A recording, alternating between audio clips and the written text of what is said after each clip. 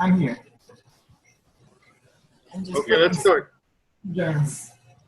אוקיי, בסדר. יונתן, אתה איתנו? כן, כן, אני פה. אוקיי, כי אנחנו לא רואים אותך. אוקיי, בסדר. Where do we start? Odi, now we start. Yeah. You start by summarizing and putting up the question. The previous, I think. Okay, now we spoke about family values, and I'll tell you what I intend to do. What is our aim? Our aim is to train people or to develop a way when you have a problem, look at the Bible. Not to have a sermon and then find the problem, but if you have something to think, we'll discuss a problem, and at the end, if we want to see a solution, we'll look in the Bible, and we'll discover something unbelievable, that when you have a problem in your mind, you read the Bible in new eyes, because you are looking for something, so the thing was hidden there. And once you have a question, you look at, and you open the Bible, you can find interesting insights. Mm-hmm. Okay, now last time we discussed the problem of The meaning of Torat Chaim, no? Ma? That is the meaning of Torat Chaim. Torat Chaim. Last time we discussed the issue of finding a wife, and whether we believe it's bashert, whether we believe it's predestined or the predestined, or it is you have all kinds of reasons to marry a special this woman, not that woman.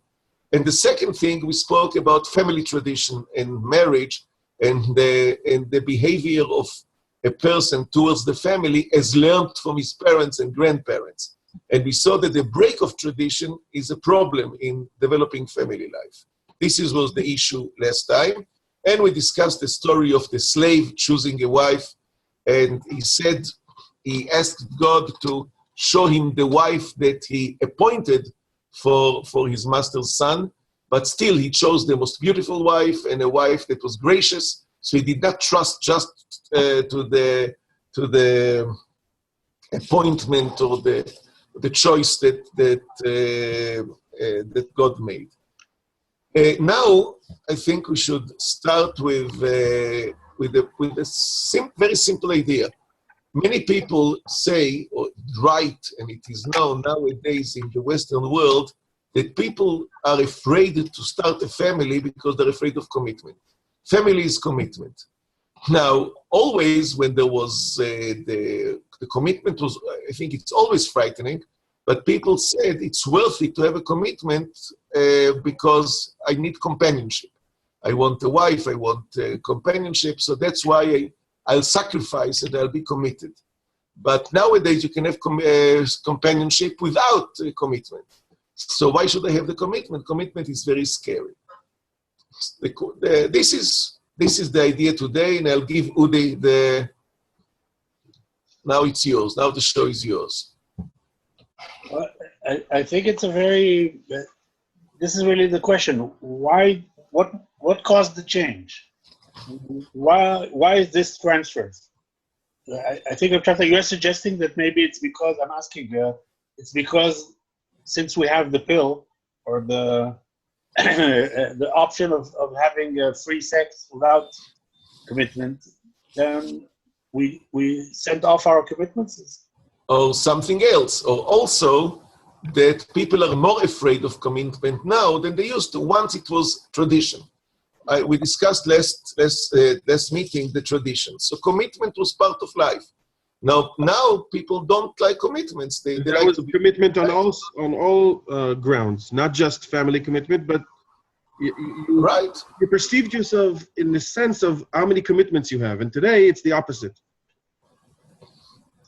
Okay, individuality, commitment. People will more happily become professors in university. No, but I mean, commitment seems to challenge your individuality and your freedom and so on. But still, people get a job, and they like a prestigious job.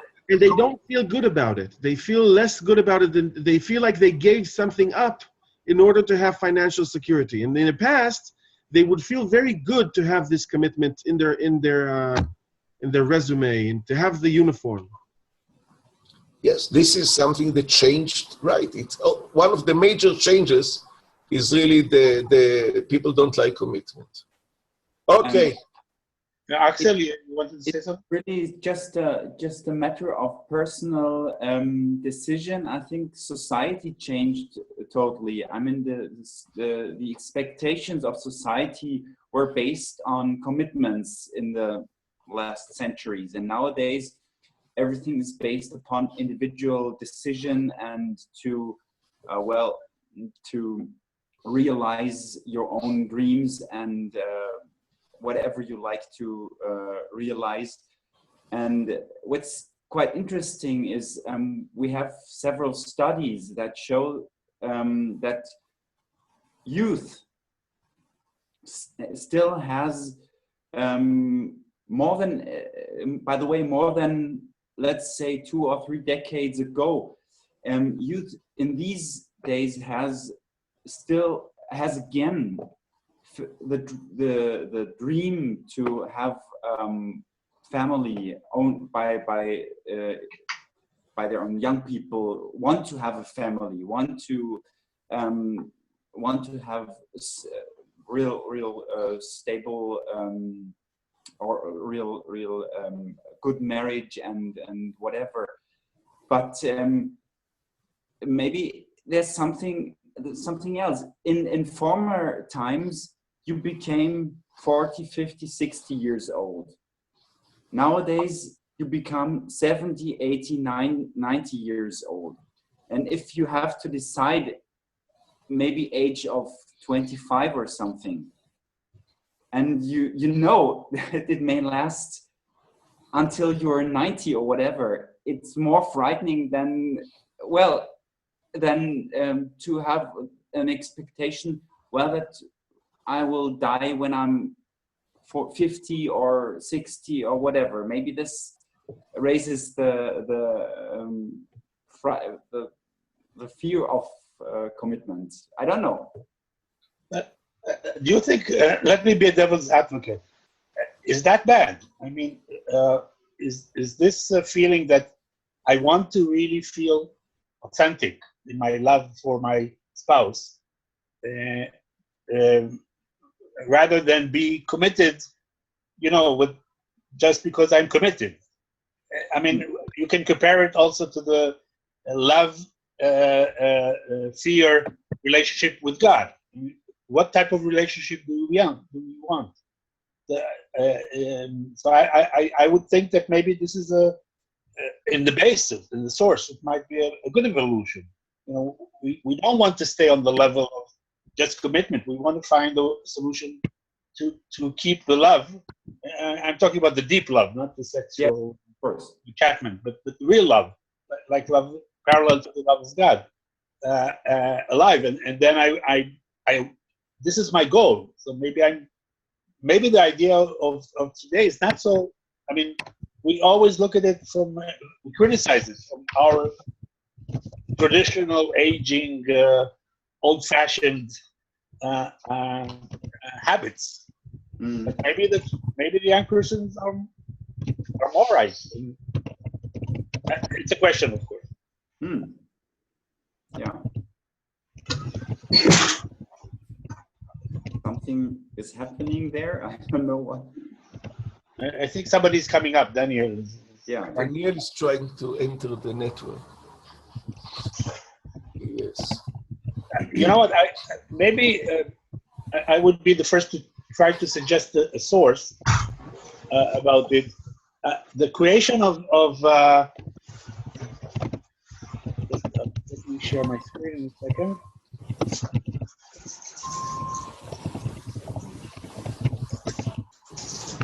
So, מה קורה?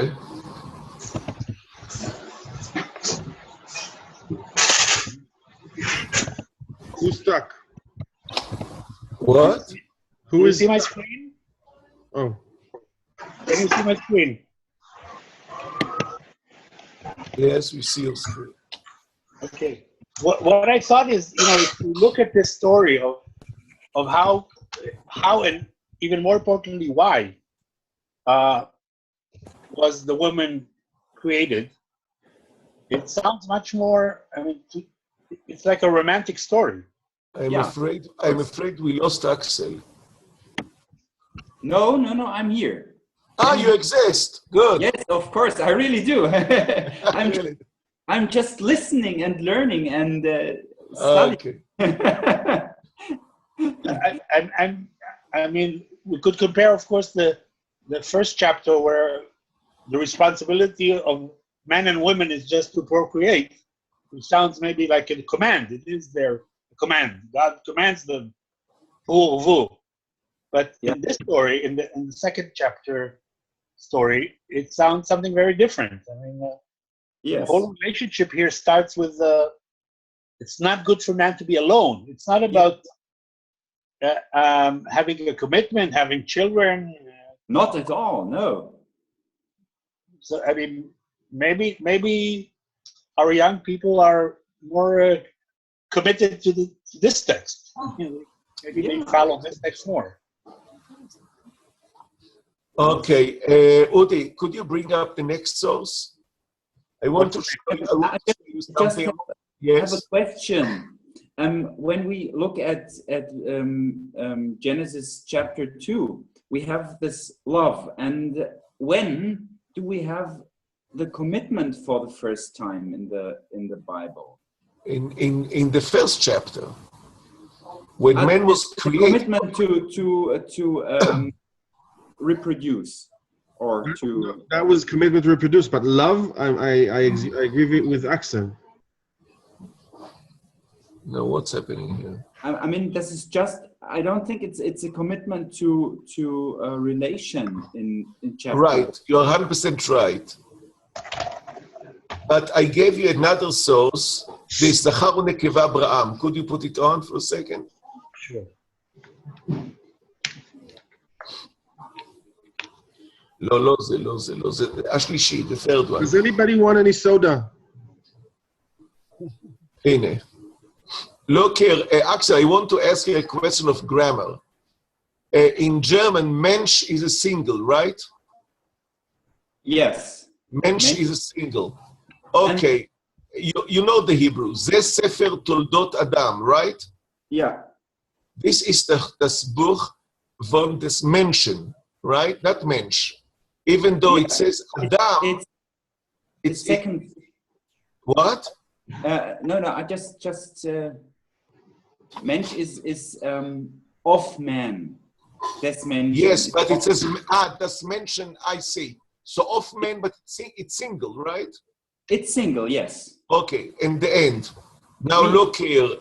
A male, זכר ונקבה אברהם, ויברך אותם, ויקרא את שמם אדם. Can you say it?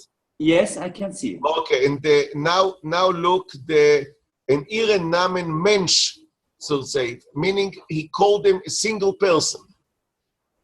Mm-hmm. He's talking about, he called both of them, he called them Mensch. Mm-hmm. Yeah. It's similar in the first chapter.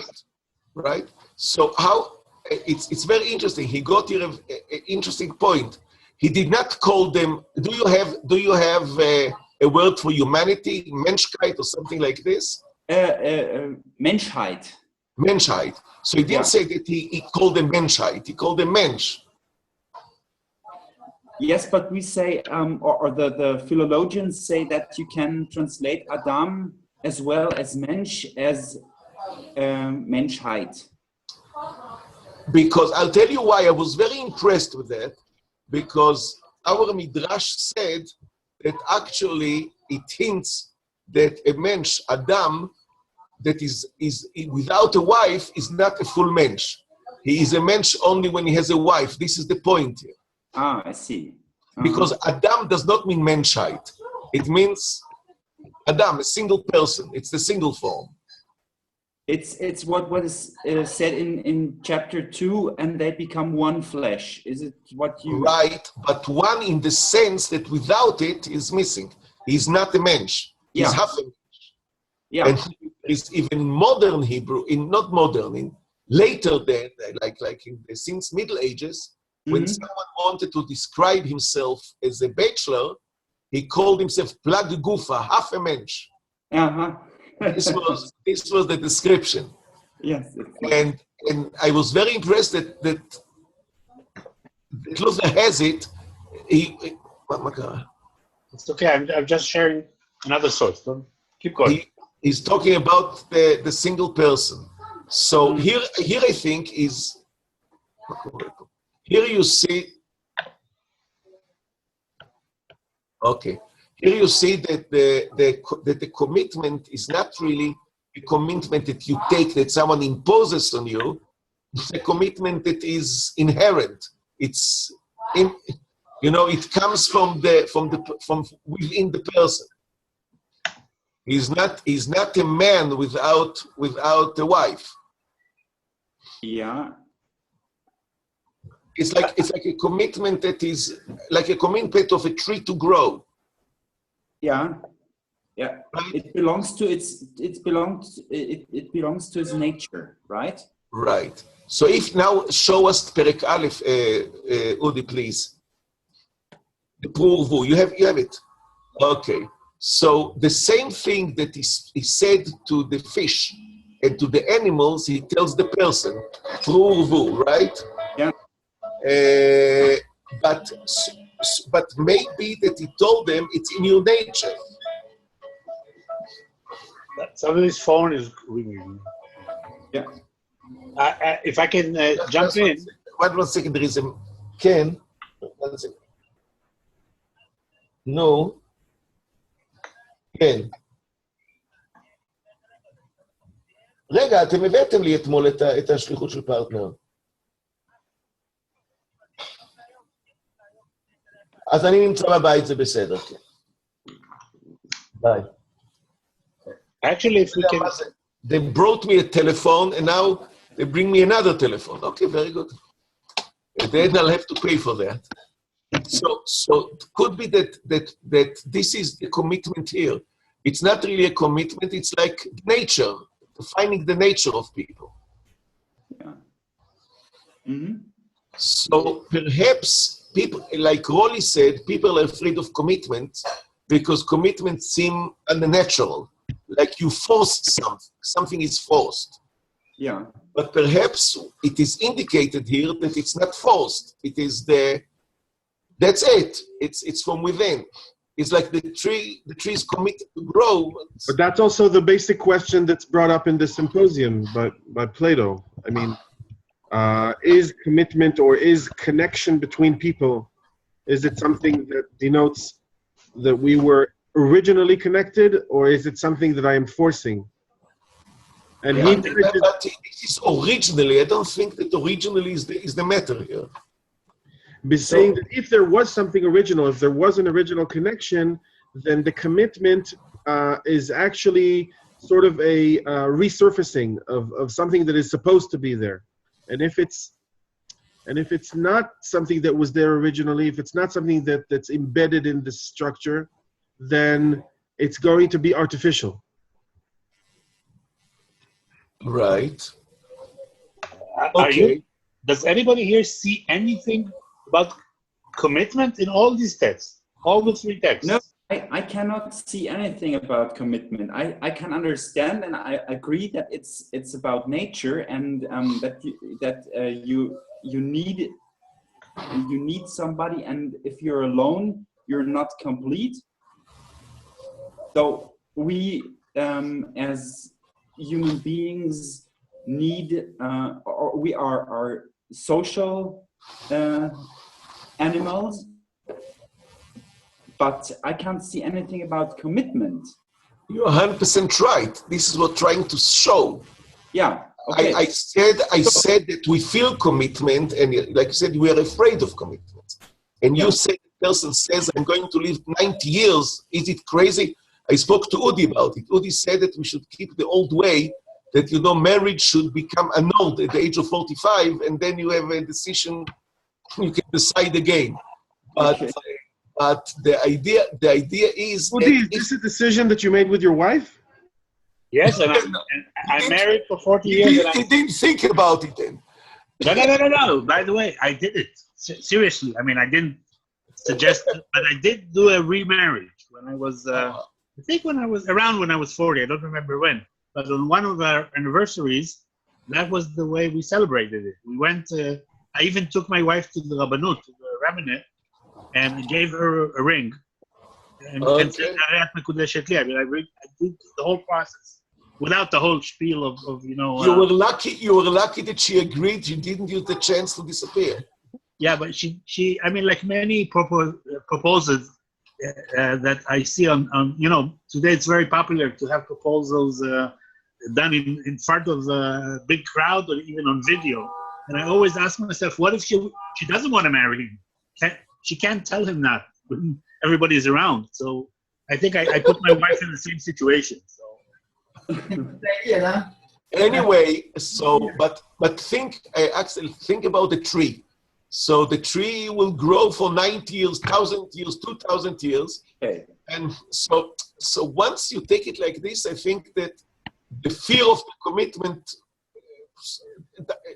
has no place. Maybe if it's traditional thing, that family is not only a need, social need. For social need, for companionship, you can find it elsewhere. The thing is, if the tradition is that a man is a man only in family, so it doesn't look like a commitment. Exactly. So, like a commitment. I think this is very radical, what you're saying, because in all the three texts that we saw, yes, the element of commitment is not there. Right. That's what Axel pointed out. I did not think about it until he mentioned it. No, but what I'm saying is maybe the Bible speaks in the language of our youngsters. It speaks on individual fulfillment. I mean, all of this, if we translated this type of meaning in the text, is actually you are not fulfilling your individuality until you have a mate. So at the end of the day, the goal is very similar to the goal that this generation has, which is individuality. It's the only difference is how do you reach this individuality? But it's not about having a commitment to somebody outside you or a commitment, you know. The individual here is larger than the one person. The individual here is the couple. Or the, Sure. There is a difference. I'm not saying it's the same thing what people think, but it's not about. I mean, first of all, you have the question: is it commitment or is it finding yourself? Now, this generation wants not a commitment; they want to fulfill their personality. Yes, Now, they think that fulfilling their personality is being alone, is being separated, and maybe here we can say, you know, the Bible doesn't say forget about your individuality. You have commitment, so you know, like many religious types of observant, you know, be observant, do what is commanded. But I would like to ask Axel something about the verse 23. Could you, Udi, could you center verse 23? Put it up a little. I think you see it. You mean this, right? Yeah. This, but a little bit higher up, a bit, so it'll be more convenient. Okay. In Hebrew, Axel, can you see the Hebrew? Yes, I can. ויאמר האדם, זאת הפעם עצם מעצמי. He says, זאת הפעם.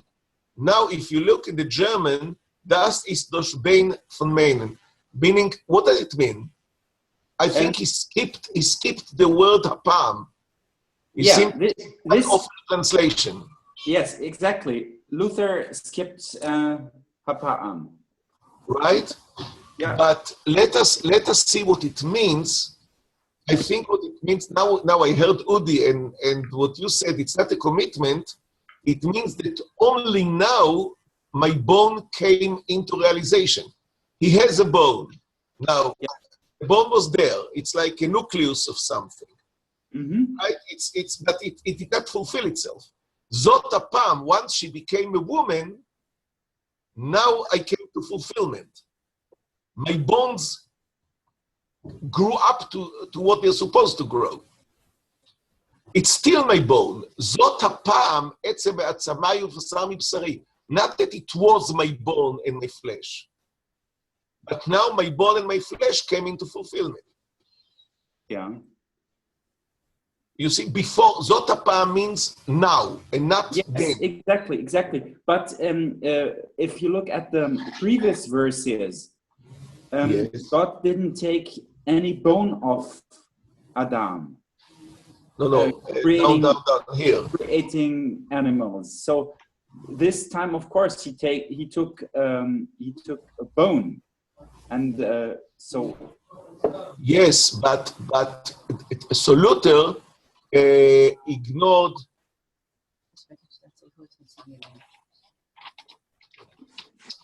he ignored the difference, or not ignored the difference, but he did not really emphasize the. You're right. No. But what I meant that Luther ignored, I didn't come to what it's what you said. God took a bone and God did it. It's simply the story.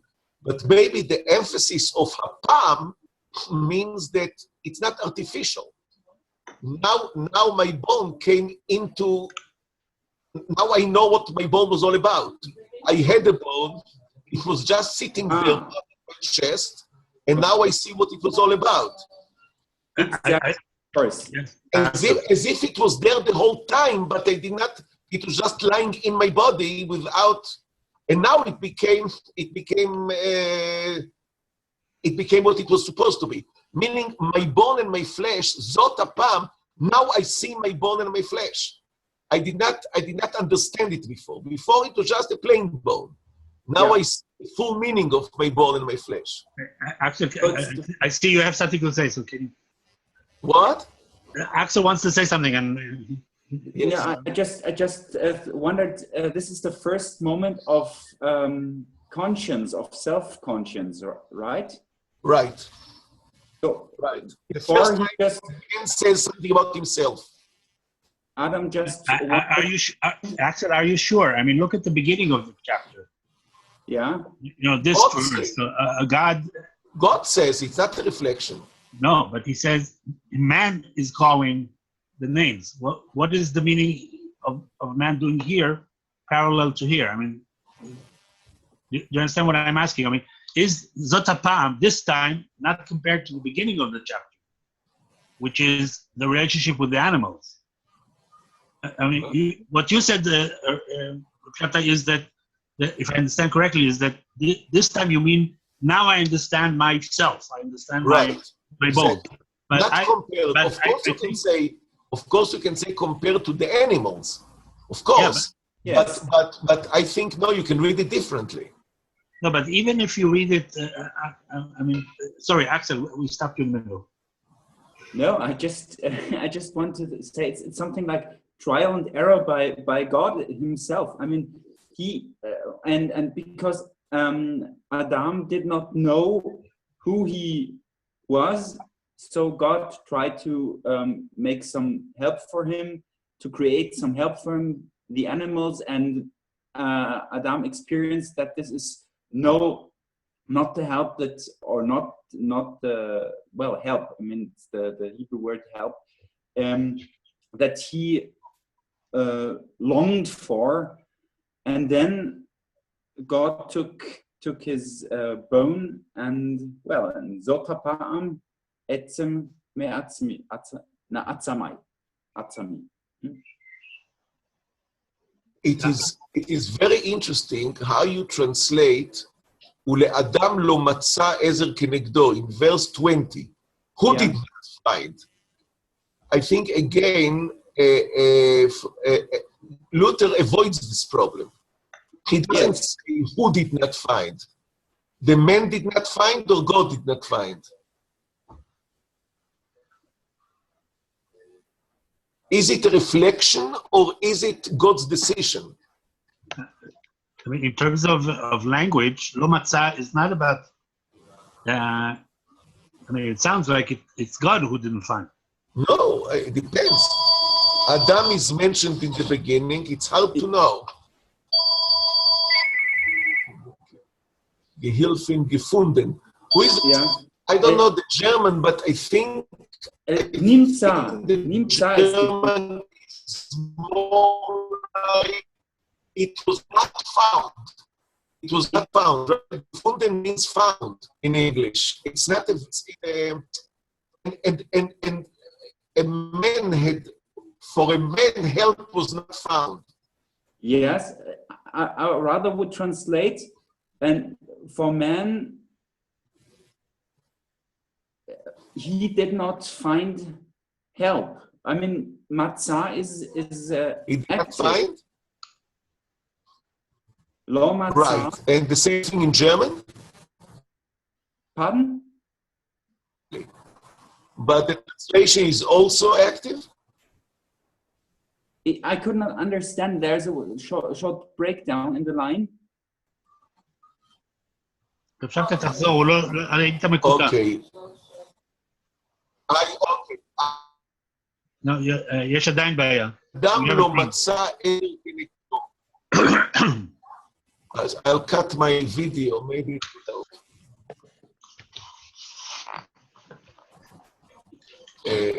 I'll cut my video. Okay. Okay, now can you hear me? Yes, better. אדם לא מצא עזר כנגדו. Who did not find?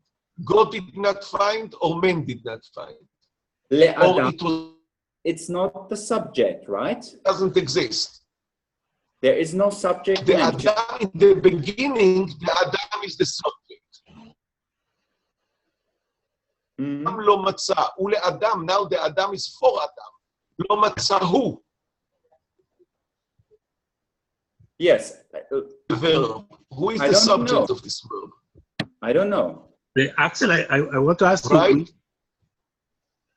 we have a rabbinic source, which is very, I mean, it's not easy to accept, that this verse means that man had sex with all these animals. He kept bringing him a different animal after animal, and he Yeah. had sex with them, and it wasn't this.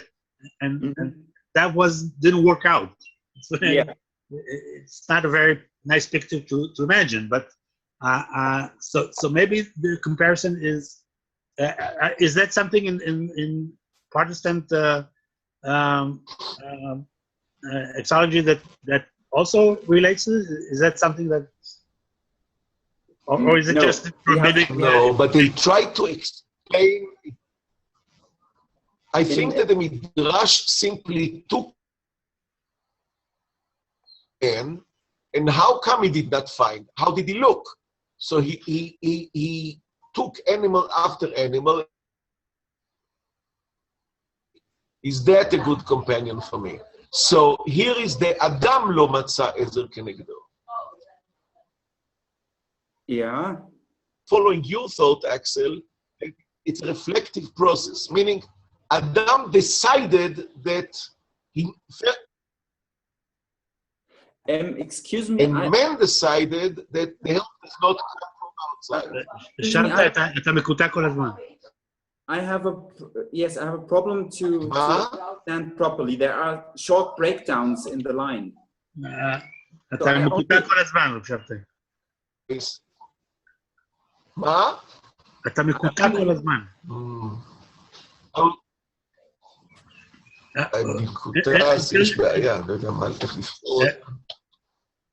But actually, I wanted to ask you, is this type of notion about this having a trial and error sexual interaction something which is only in the rabbinics, or also did it go into Christianity or Protestant?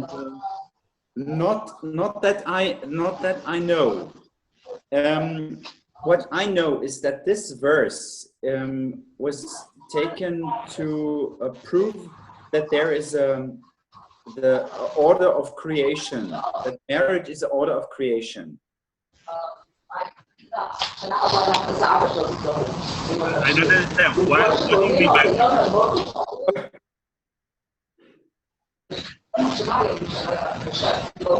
מי פה משתולל עם הסאונד? כן?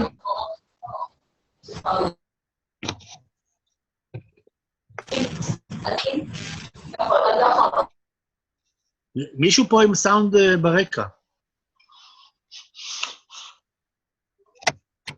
חזי, נתק את הסאונד שלך. נתקתי, אבל אצלי אין שום רעש אצלי בבית. ניתקתי את ה... שבתאי, אולי אצלך משהו פתאום קרה? Axel, are you here? Yes, I'm. Yes, I can hear you absolutely clearly, and also I see. Ezzy, but I could not hear Shabtai.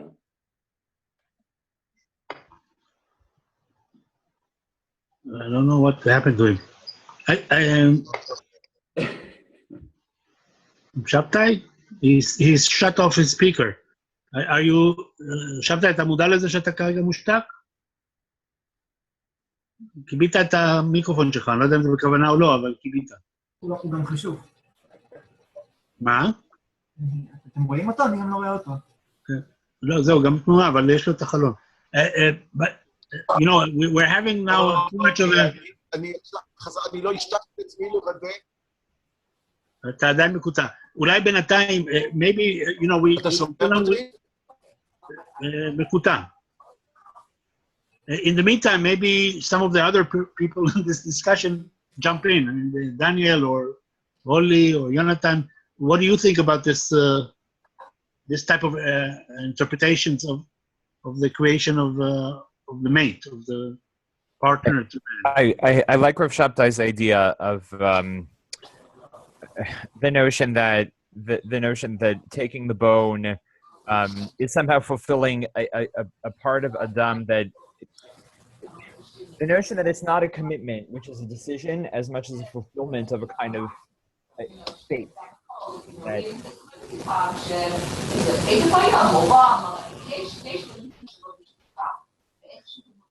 שבתאי, נדמה לי שהרעש הוא ממך. כן, הרעש הוא כן, הרעש הוא ממך, כי ברגע ששתקת, יש איזה רעש רקע אצלך. אולי איזה משהו שחודר לטלפון או משהו כזה. Daniel, תמשיך, please. So anyway, I like the idea that it's not so much a decision to commit. I think that's an important point, that when we talk about commitment, spousal commitment in this section of Breshit, it's really not about choice. It's really about being pulled in a direction that that man doesn't really have a choice in. It's simply his nature to be attracted to another. And to find fulfillment in a relationship with another. Are you sure it's a nature? Where do you see here that it's in his nature? I mean, I see something which is almost the opposite of nature. You have a very terrible operation. Operation is, you know, he puts him to sleep, he takes out his bone. Fair enough. It's something very natural. Fair enough. Though, of course, you have to ask her what's natural. If God is creating the entire world, then what is natural and what is not natural? No, but this sounds very radical. I mean, Axel started to say in the beginning that this God is not so well organized. This God is doing a lot of trial and error. So that's a problem in general. That's a problem in general in Breshit Perek Bet, that in the second chapter of Genesis, that in the first chapter of Genesis, God knows exactly what he's doing with everything and has everything planned out ahead of time.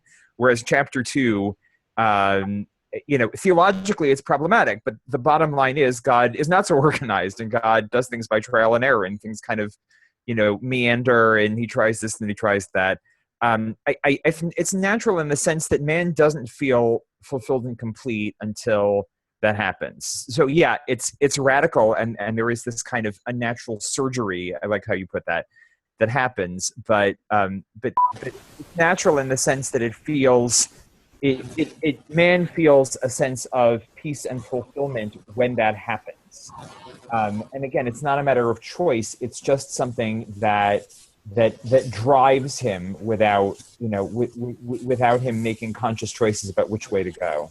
That's what my question is, I mean, are we living in the state only of the end of the story, or are we living, right. I mean, does this story come to tell us only the bottom line? The bottom line is something very beautiful, you know, that we found our partner, or also the first part, the part of the operation, the part of the...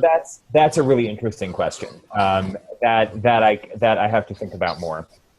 It's clear that the Bible wants to universalize something about Adam's experience, because otherwise, in verse 25, if you can quote verse 25. Oh, I just lost it. In a minute, I'll get it on. Okay. Continue. In verse 25, it says, "Alkein ya'azovi shaviv et imo." In other words, it takes Adam's specific time-bound experience and universalizes it to all people, or maybe to all men. That's a fair question also. But your question is how much of the previous part of his experience, the trial and error and the kind of spiritual division of the person, how much that also should be universalized to everybody else's experience. That I have to think about more. That's an interesting question. I'll tell you the difference. What you said was, can you hear me, people? Yes, now we can hear. What you are saying is something that philosophically is very important.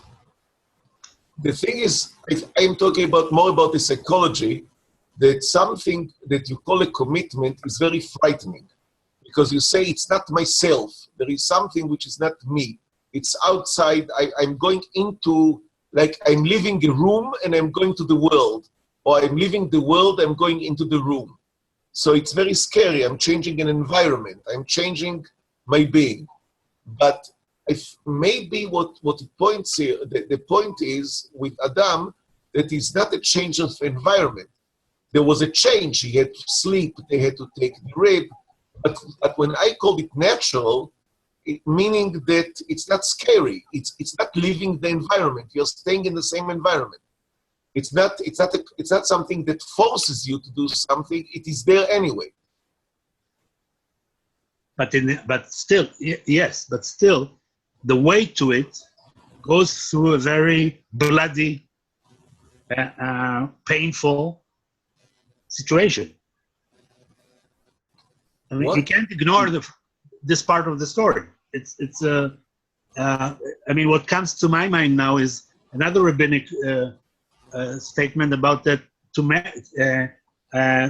get married is like the parting of the sea, the parting of the Red Sea, which sounds very. I mean, if everything is so natural, why do you need the parting of the sea, which is maybe the most miraculous of miracles, in order to get married?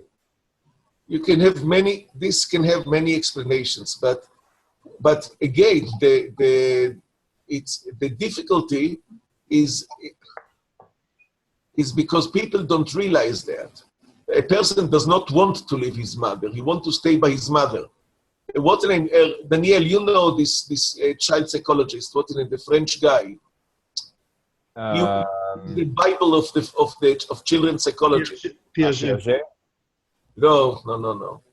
Anyway, I'll remember his name. He said that the biggest trauma for the mother is giving birth because it's very difficult for her to give up the baby, and this is the source of Depression.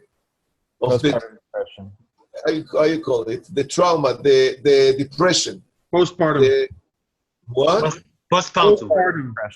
Oh yeah, whatever. So all these ideas, could be it's conjured, could be it's true, but it's very difficult for a person to make a change.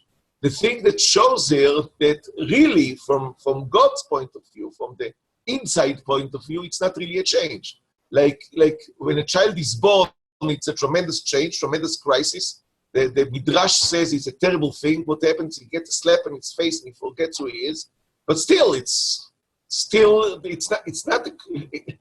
natural. This is the continuation of human growth, and getting old is very scary. If now you are a young person, think that you will grow old. Still, it's not scary as a commitment, not scary as a choice.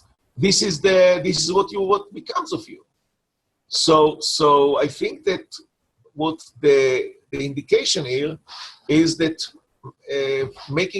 creating a family is the same sense of being born and growing up and being old. It's terribly difficult, but it's part of the growth process. It is interesting that that this is not the beginning of the family. This is the beginning of a couple. In In other words, I think there is very clear delineation between two stages of growth here. Man finds woman, and maybe we can look at it from woman's perspective also, that she finds man. Family is not yet in the cards, and that doesn't happen until after other traumatic events. Okay, how do you, if Axel is with us, Yes, I am. I would like to hear how you interpret, because Daniel said it's not a family, it is the woman. You escaped. Could you put it, Udi, go up a little. You want the first, here it is. The verse 18. 18, yeah? Ezer kenegdo. Ezer kenegdo, yes. Ezer. What is Ezer gehelfen? It's help. This is Luther did not translate properly. Right. Gehilfen is not, Ezer is just help, or like in Psalm 121. But Luther puts it directly to the woman. So Gehilfen is the female form of Gehilfen. It means a helper, not help. Yes, a female helper. Helper. It means that he needed the cook. He needed the cook. I think he meant what he said. So yeah, of course. I mean, as I said, this chapter is taken by many Christian theologians as a foundation of Christian marriage. So you have an order of creation, that marriage between man and woman is given by God. Yes, but I'm talking about what I'm interested in is the word Ezer, whether Ezer indicates for what. I think that the Gehilfen means a helper. So helper means like, you're in a lab, you have a helper, that you have an assistant. I think it's more specific. You need a cook and a cleaner.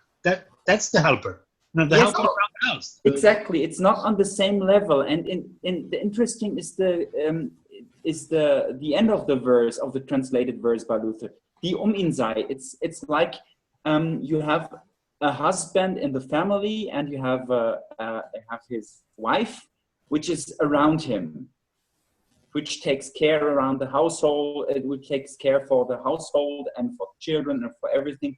This is the meaning. Die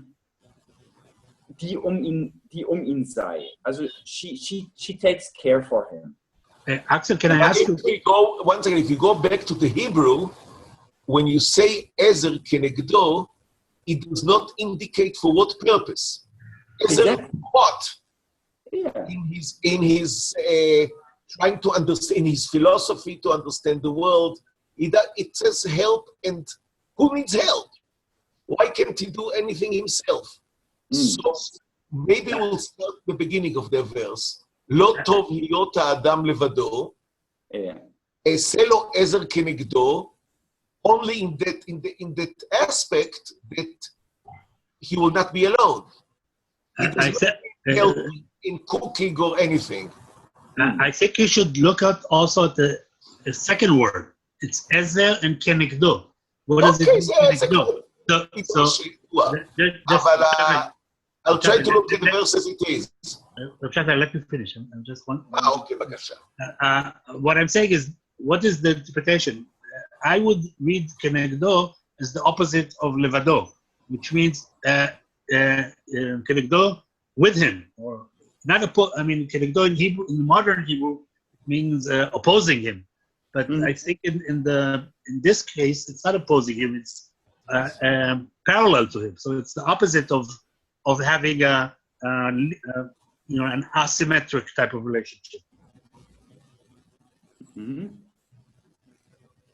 I think the asymmetric maybe comes later on, when Yes. after the sin, when it says that now man will rule women.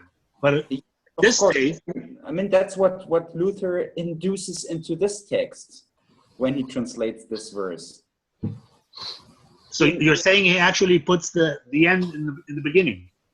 Yeah, or maybe not the end in the beginning. He puts his 16th century reality into this verse. Again, if what you is the exact meaning? Die Insel? What does it mean?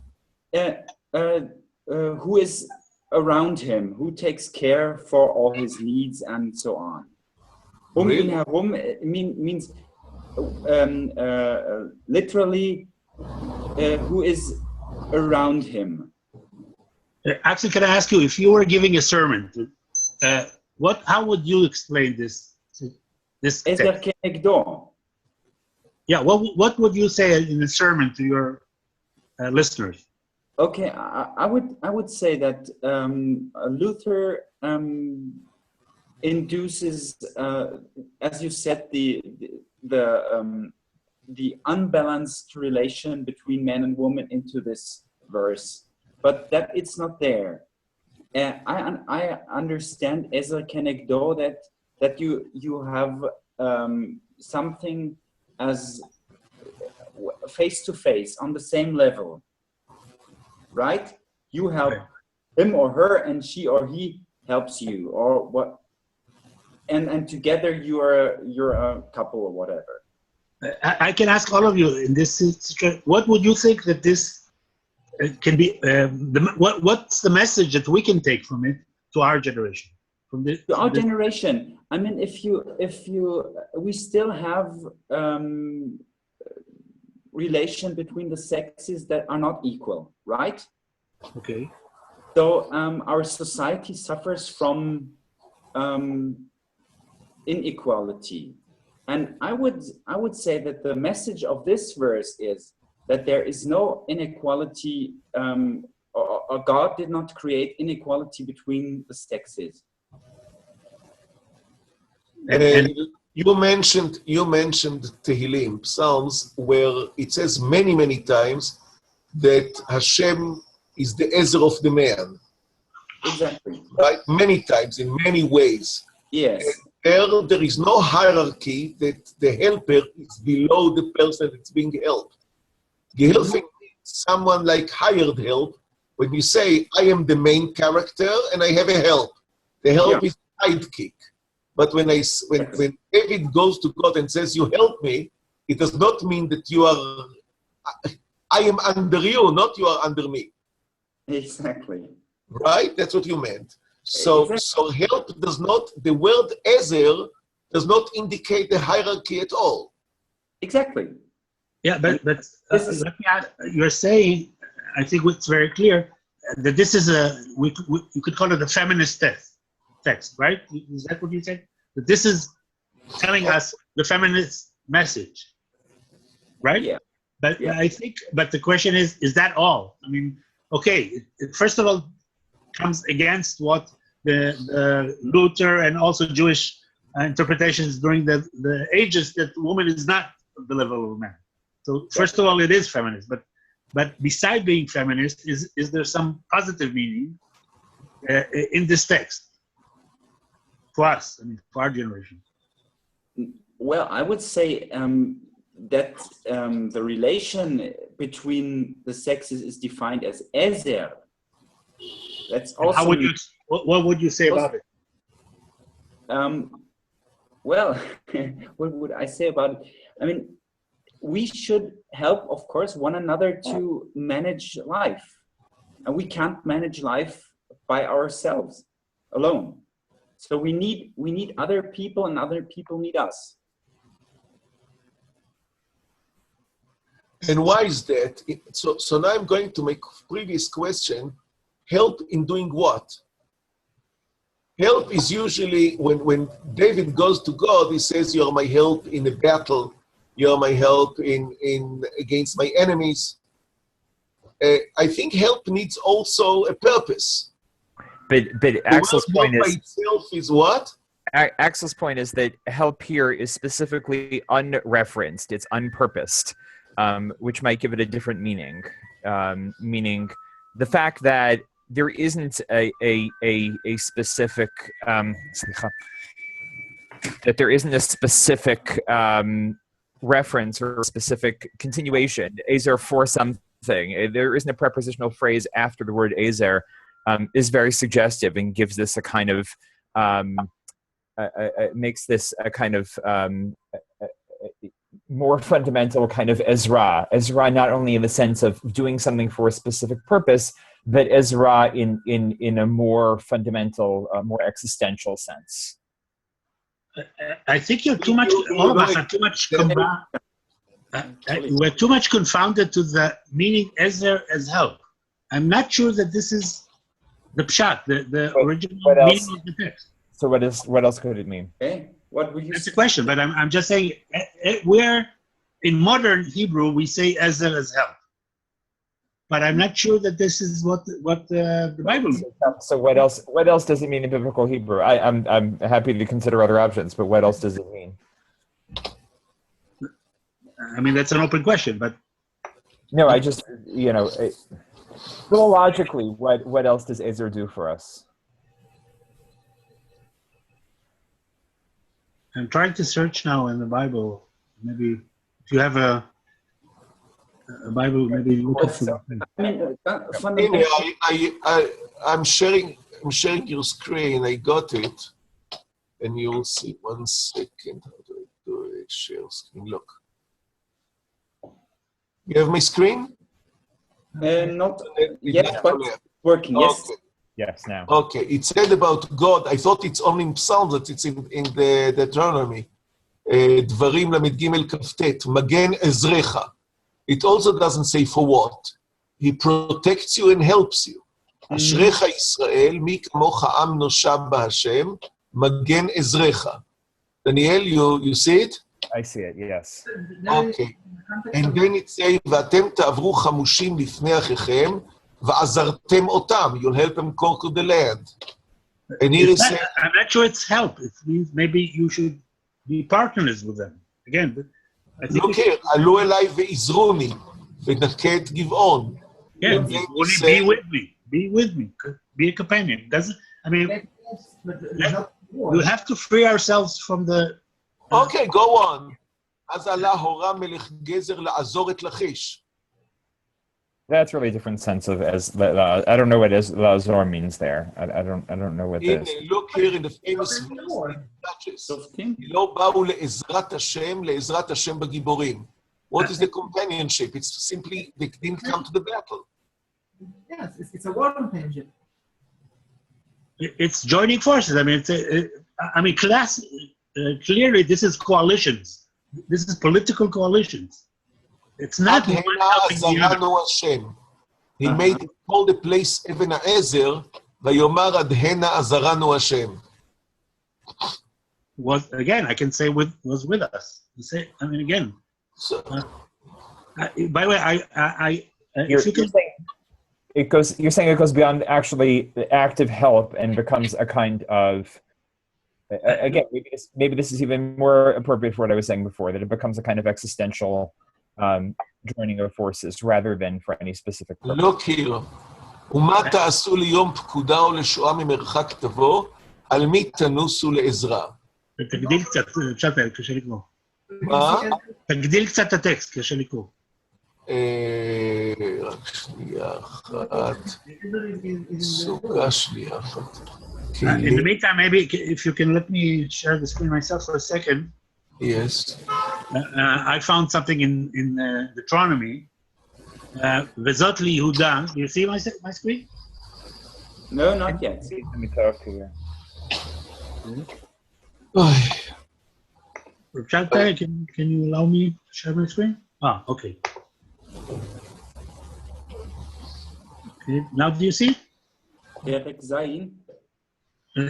It's Dvarim, it's Deuteronomy. Can you see my text? Yeah. And it says, וזאת ליהודה. This is the blessing of Moses at the end of his life. ויאמר שמע אדוני כל יהודה ולעמות תביאנו, ידיו רב לו ועזר מצריו תהיה. Okay. So that's help from something. But we have also Ezer without an object. Okay. So it brings us back to the main point, Ezer for what? with the Ezer Kenegdo?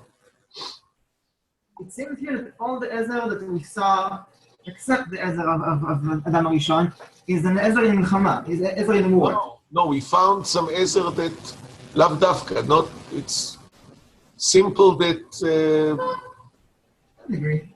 in whatever is needed. I'm not sure. Almost everything was war, or companionship to do something together. Maybe it's a good explanation. When the woman is an Ezer to me, she helps me, or I help her, or we together. We are going to something bigger. We're going to a bigger purpose together. I mean, I could give I mean, let's say Israel now is asking for Ezer, or Saudi Arabia is asking for Ezer from us.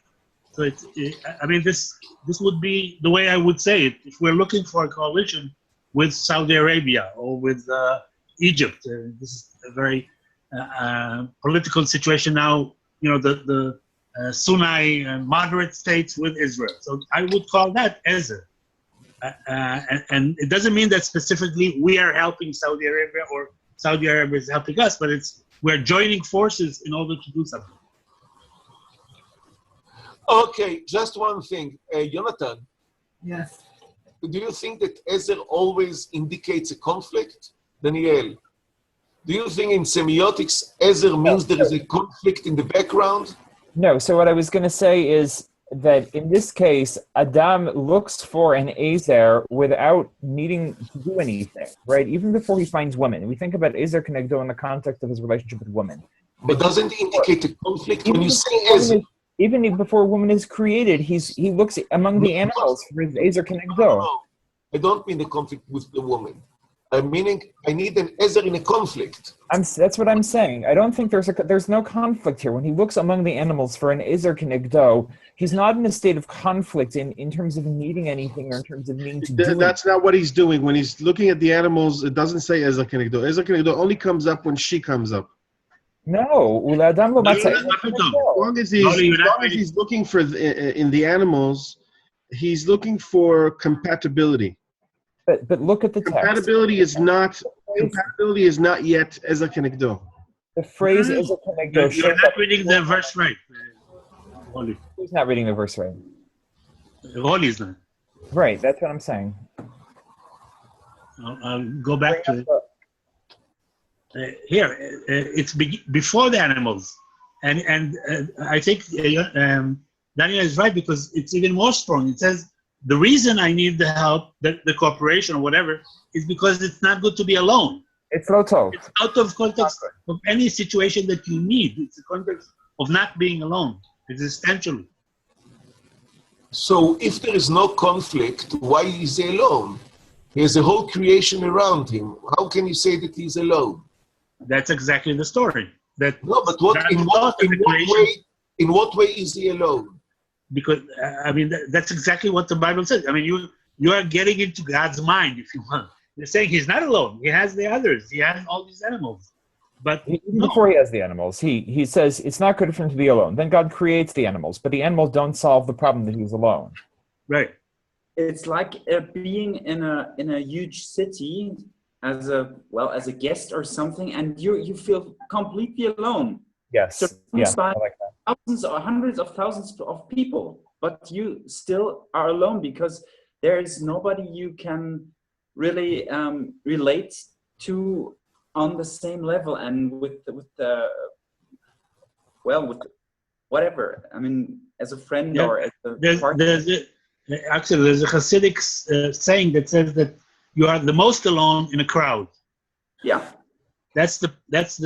You're much more alone in the crowd than when you are with yourself. Yeah, and so this is maybe the experience of Adam in between the whole creation. And in some ways it gets to the heart of everything we're talking about. When you look at this verse and see, Lo tov hayot adam levado, it's not good for man to be alone. Well, why not? Right? And until you understand that, it's hard to, or whatever else we've been saying reflects on what that verse means. Right? Why is it that... What word?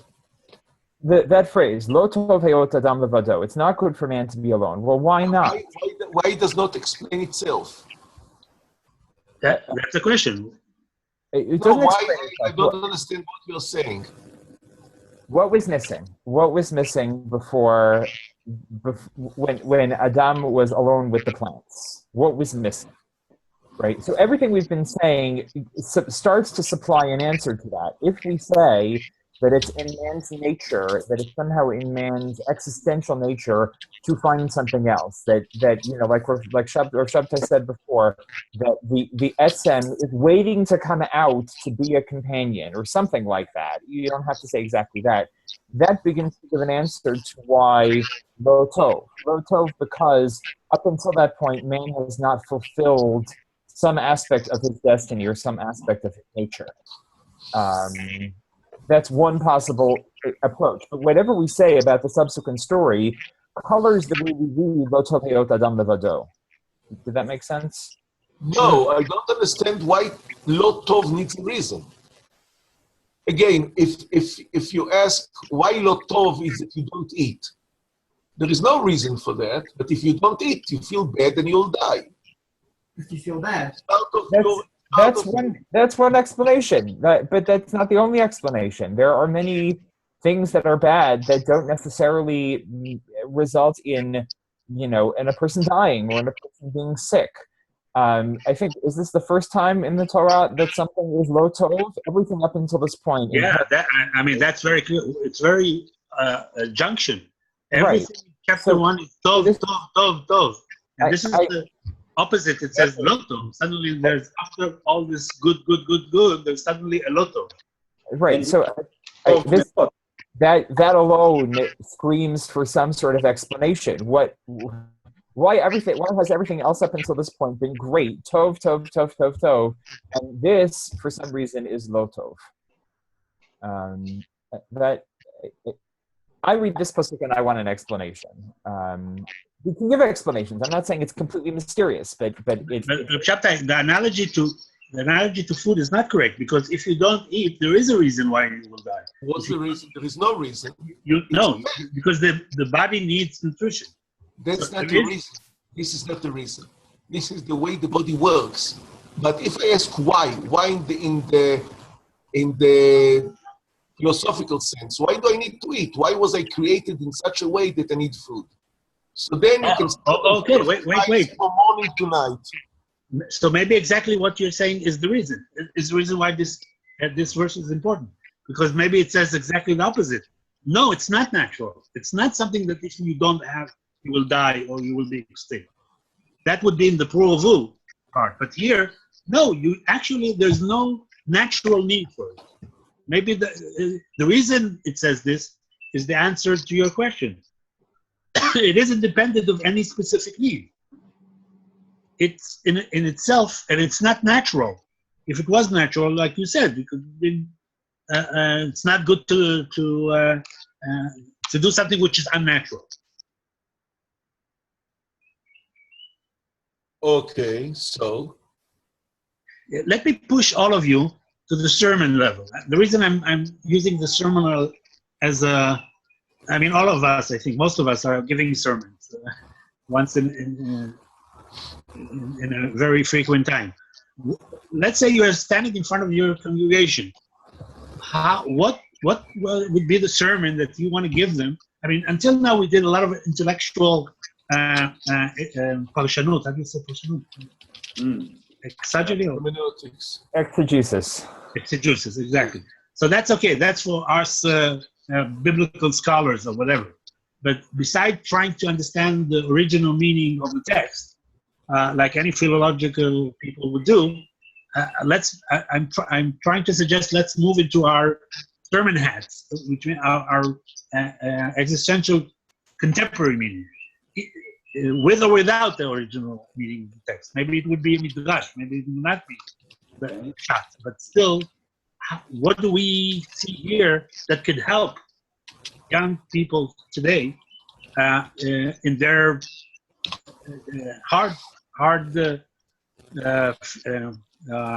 the problem with getting a companion or wanting a companion? needing a companion. All these. Does this text say something that would help them solve this dilemma for them? If we find a reason that it's not tov, I think it's a big amirah, it's a big saying, because if it's not tov, so we want to do the tov. So we are back to the former question. Why is it not? But that's exactly the question. They would say, why is it not good? It's great to be alone. I'm much more independent. I don't have to, I can do whatever I want. I don't have economical obligations. I don't have. What Axel said before about the asymmetry that we're dealing with today and the feeling of oppression that is only now beginning to abate. If you're asking what people can get out of these verses today, whatever it is that they can get out of the 18 through 21, 18 through 20 is going to be shadowed by the fact that 21 to 23 are going to show that a woman is just a byproduct, and a woman is, if not subordinate, then at least conceptually or whatever, not fundamental or not on the same level of man. And this is before you go into all the midrashim. You have to do a lot of legwork in order to make this be palatable to people today. Meaning that if you ask what people can get out of this, they will run away from this. Like that would be their first instinct. So you're saying now that it's an anti-feminist. Something that will give them something, then there's a big problem here. You're saying actually that what Axel tried to say, that this is actually a feminist text, actually this is an anti-feminist. I mean that in order for this to be something that will not make current women, and I don't mean just feminists, I mean women in general. You don't need to be a feminist in order to read this and say, oh, so I am a byproduct. I am not the original thing. And saying that, even subliminally, to someone in a generation or in an era when you are your own cause and you are individual and so on, everyone is important, that just, I'm not saying that people are going to say, well, I don't like what you're saying, but they're going to be less accepting to whatever it is that you're going to read out of this book. In order to turn this to something that's more feminist, you have to do a lot of gymnastics. And they can be done, but that's not what you meet at first glance. It's interesting. Somebody wants to answer Wally's challenge? The test I said that we have to finish. So what I suggested. Let me just say there are feminist Bible scholars who do a lot with these verses and aren't afraid of them. So it's true that, as Roly's saying, that those references are difficult, but there is some noise in the line. I cannot. What do you do? There is some noise. I could not. Yes. What Daniel was saying. Shata, I think it's from you. Can you silence your? All I was saying is that there are feminist Bible scholars who use these verses and do quite a lot with it. So it's true, as Roly's saying, that there is a kind of fundamental problem here when you present these verses.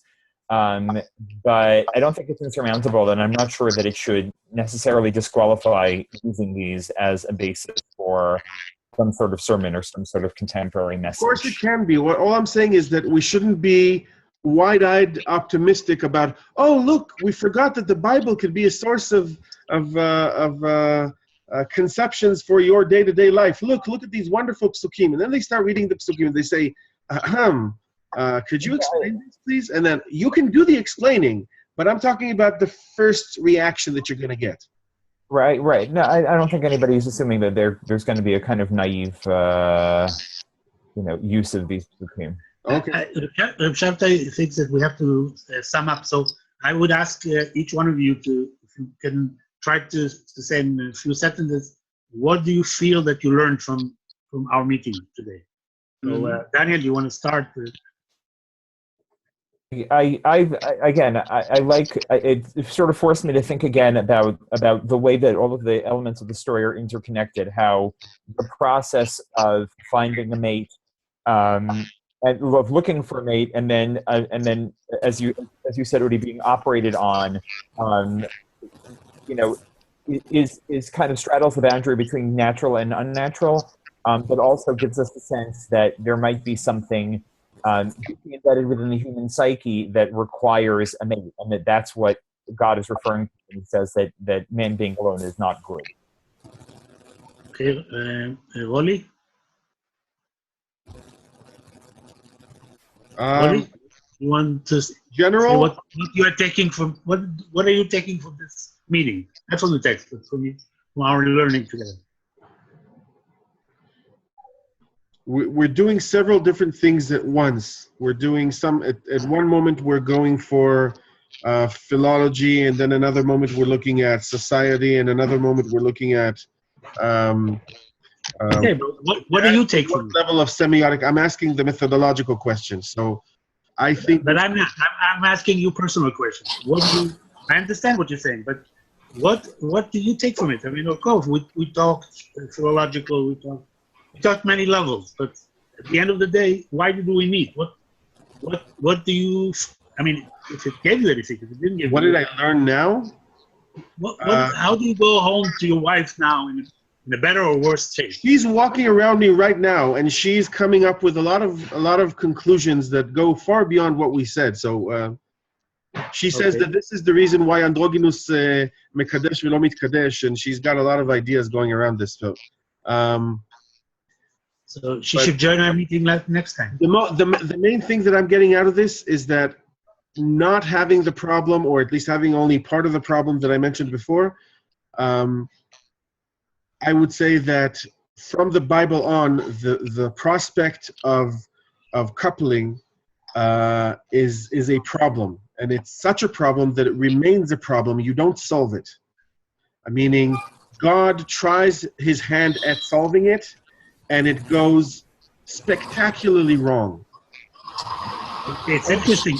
Actually, you're referring to the beginning of the chapter, introduction, when he said that we have a problem in life. Let's go to the Bible and find the solution. And the solution is that there is no solution.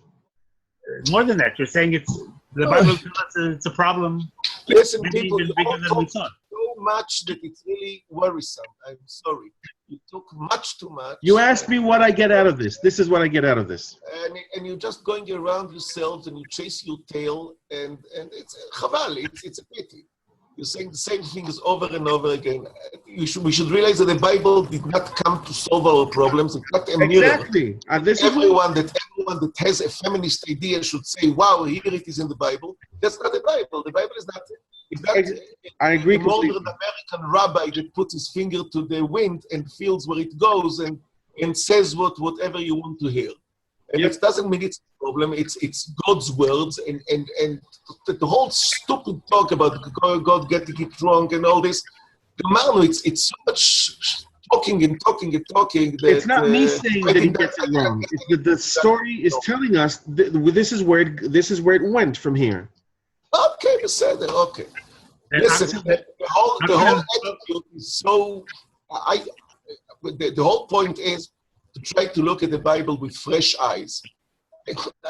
Everyone knows that there was If there's fresh eyes means that every single sentence has to represent the absolute truth. Let's stop, because we're now going to open a new discussion. It's a very important discussion. But let's finish this meeting. Axel, do you want to say what you feel before Kaptai summarizes for all of us?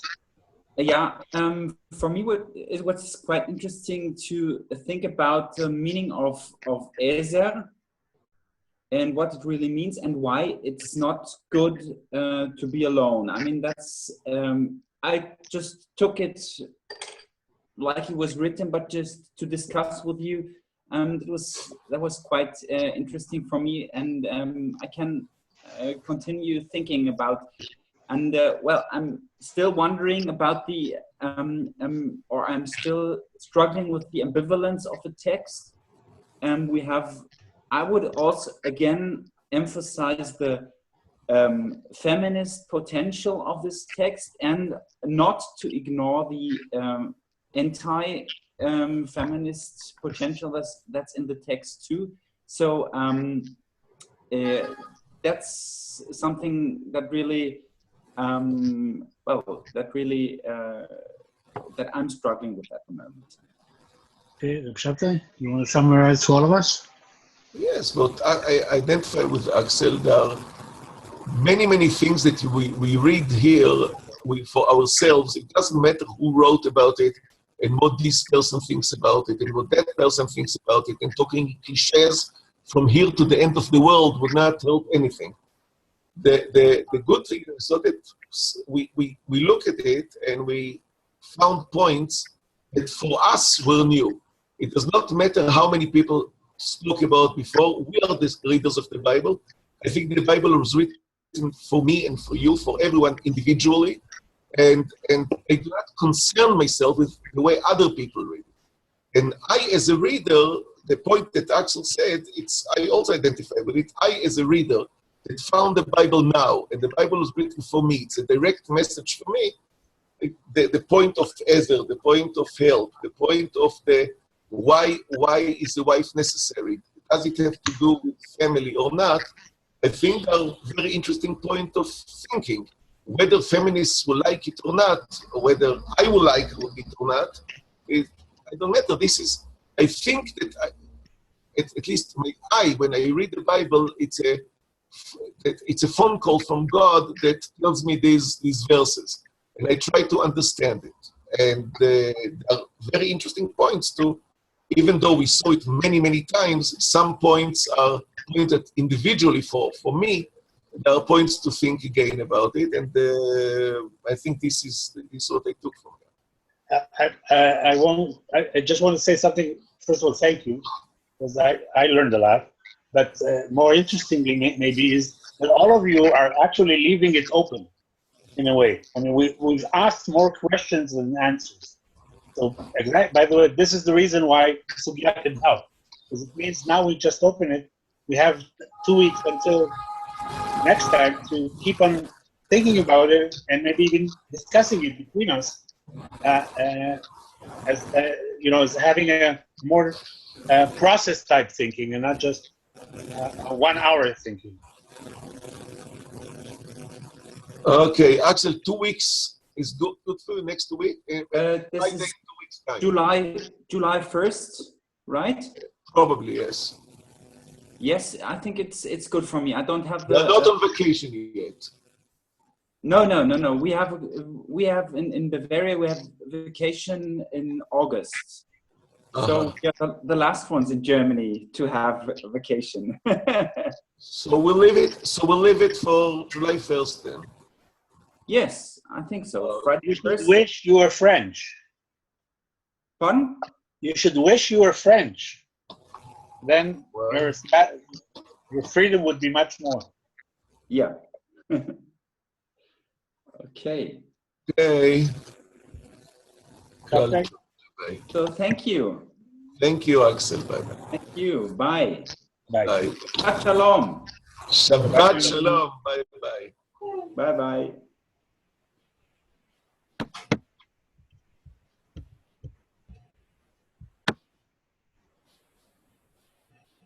אז להתראות, חבר'ה.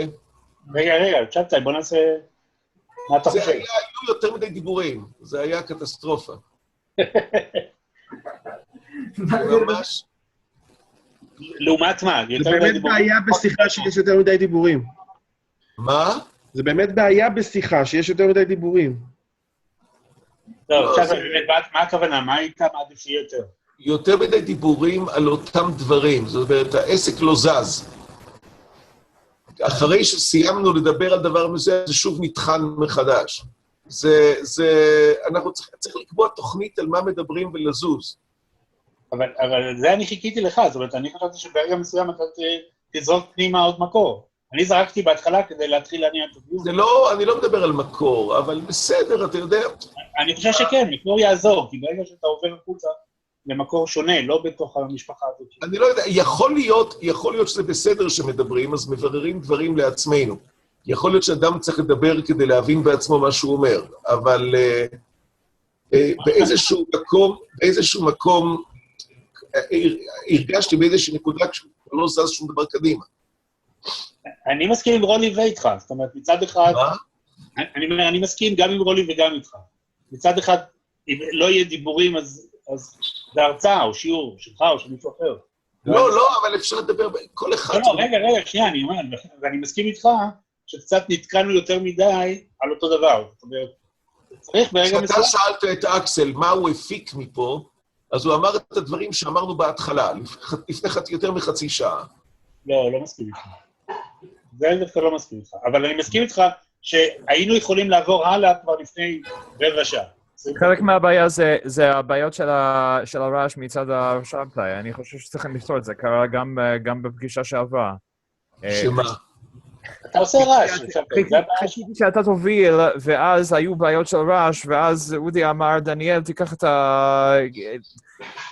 חיכיתי לך כאילו לקפוץ שוב לתוך הדיון, אבל היה תמיד בעיה עם רעש. תמיד על הרעש הטכני? כן, הרעש הטכני. אתה עושה רעש גם לא טכני, אבל בזה אנחנו מסכימים. אבל מה שאודי אמר, אולי באמת הכנה לפני של המקורות, ששאלות מכווינות יעזרו לנו למקד את הדיון. אני לא שומע אותך, יונתן, קשה לשמוע אותך. יכול להיות שהכוונה מוקדמת לפני הדיון המשותף, תעזור לנו למקד את הדיון, אני חושב שזה יעיל. הבעיה לא שהדיון לא היה ממוקד, והכנה יש בה זה חרב פיפיות, אז אתה לא עושה יותר ממה שהכנת, אתה לא פתוח לשמוע דבר חדש. אני מתחיל לדבר פשוט. אם ידעתי לאן אתה חותר, הייתי יכול להוביל את זה באופן גם מאוד יותר יעיל, פשוט חיכיתי לך, ואז אודי אמר, נו, תיקח את זה, ואז לא ידעתי לאן ללכת. הבנתי. אוקיי, לא, אתה היית... זה דווקא, אני לא מסכים איתך בדבר אחד. אתם מגלגלים את כל האשמה על שבתאי. אני בכוונה שלחתי לכם את המקורות לפני, כדי שלכל אחד מכם יהיה את החירות לחשוב באמת, לנוע החוצה, ללכת למקורות אחרים. אני שמח עם חירות, אבל אם יש לרב שבתאי איזשהו יד שהוא רוצה להגיע, כאילו, נוכל לדבר, ואני הפקתי הרבה מהדיון. דברים שלא חשבתי עליו, אבל אם יש איזשהו יד שהרב שבתאי רוצה להגיע אליו, כדאי שישתף אותנו, ישתף גם... לא, אין יעד. אני גם למדתי דברים חדשים. להפך, אני רוצה ללמוד, אין לי יעד. הנקודה היא רק שחבל לחזור עוד פעם על מה שנאמר. בדיוק. אני מדבר על דבר שהוא שיטתי, לא דבר, להפך, אני למדתי הרבה מכאן, אבל באיזשהו שלב הדברים התחילו לחזור על עצמם. אני בגלל זה מתעקש על העניין שהיו עוד מקורות. זאת אומרת, כדי לצאת החוצה, נכון שאפשר לעשות רעיונית לצאת החוצה בלי להגיע למקור אחר, אבל מקור אחר תמיד יעזור לנוע. אני לא בטוח שלנוע זאת הנקודה. אפשר היה להתעסק באותו מקור. הנקודה היא שצריך להיזהר מלחזור על דברים, זה הדבר. אז תגיד באיזשהו שלב, ואמרנו את זה ובוא נתקדם. מה? אז אתה צריך להגיד, בסדר, אמרנו את זה, בוא נתקדם. אודי המנחה, אני... לא, ידעתי שאתה תגיד את זה עליי. אני המנחה במובן של להוביל את השיחה מאדם לאדם, אבל אתה המנחה הרוחני שלנו, זאת אומרת, אתה זה שבא עם האג'נדה, גם עם האג'נדה פתוחה, ואני שמח שדחית את ההצעה של דניאל, שאתה רוצה לחתור לאיזה יעד, להספיק את החומר, מה שנקרא, או להספיק... לא, אין לי שום עניין להספיק שום חומר. כשנגמור את התנ"ך, מה נעשה? זה מסוכן. שמחתי שדחית את ההצעה הזאת, אבל עדיין, האחריות היא כן אצלך, זאת אומרת, אני יכול לעשות, אבל אני לא חושב שזה תפקידי. אני מוכן לעשות, אני מוכן... ברגע שאתה מרגיש שמיצינו את הרובד הזה, אתה נהיה קדימה. זאת אומרת, אתה אומר, אוקיי, תשאל שאלה חדשה, אני אומר, אפשר להביא מקור, לא משנה, אבל... אין בעיה. אני אעשה את זה בשמחה ובאכזריות. הנקודה היא רק שאלה אחת. אנחנו צריכים להחליט על מסגרת זמן נוקשה לדיון כולו, זה מאוד חשוב. כן. ומתוך זה אני אעשה את זה, אין שום בעיה. אם אנחנו יודעים שאנחנו חייבים לסיים, נניח ב-12, שהדיון הוא שעה ו90 דקות ולא יותר, זה יעזור לי פשוט לגלגל את זה קדימה. אם זה 3 דקות, זה סיפור אחר. כמה אתה מודע לאפשרות שכותבים לך משהו? כל הזמן, אני רואה את זה לפניי כל הזמן. הבנתי. אז מה שאני מציע, זה אתה קראת, כתבתי לך שצריך לסיים. אז אני לא קראתי אותו, אני לא הייתי מספיק בקשר. מה שאני אומר זה...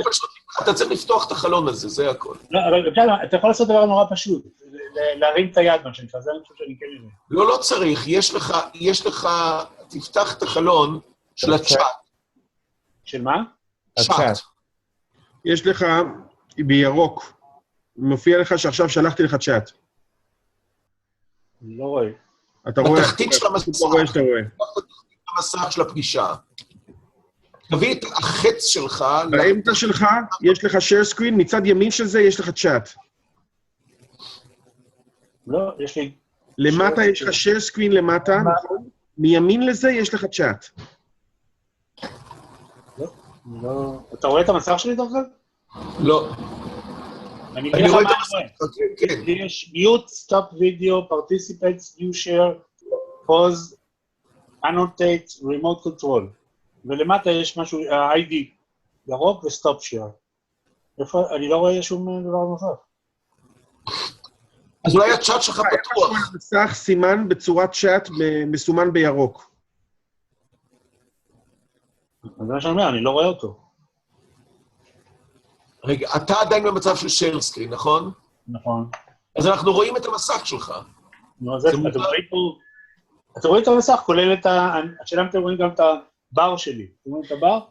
אז יש לך בר שעם הכי ימני בו זה recording, stop recording, ואז משמאלו יש צ'אט, ומשמאלו יש share screen, ומשמאלו יש participants, ומשמאלו יש invite. כל מה שאתה אומר אני לא רואה. אודי, תוריד את העכבר למטה. עד שהוא ייגע וזה יקפיץ לך את הבר. יש לי בר, אבל זה לא הבר שאתם רואים. לא, הבר של זום. תעשה שזום לא יהיה בפול סקרין, תעשה שזום לא יהיה בפול סקרין. אוקיי, אני לא בפול סקרין. תעשה escape, תלחץ escape. זה מה שעשיתי. או עכשיו תוריד את העכבר עד תחתית המסך של זום. לא קורה כלום.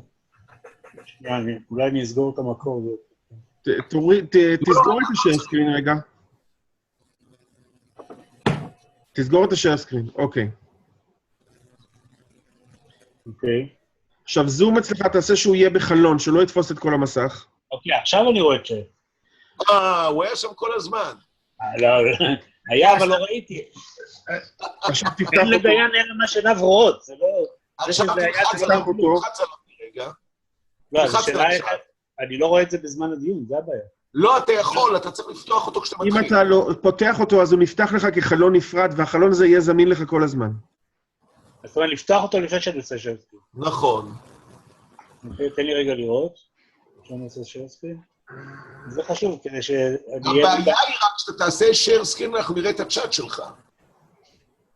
לא, אני לא... הנה, שוב פעם, עשיתי צ'אט, עברתי לפול סייז, הוא לא נמצא. יש הבת שאלה?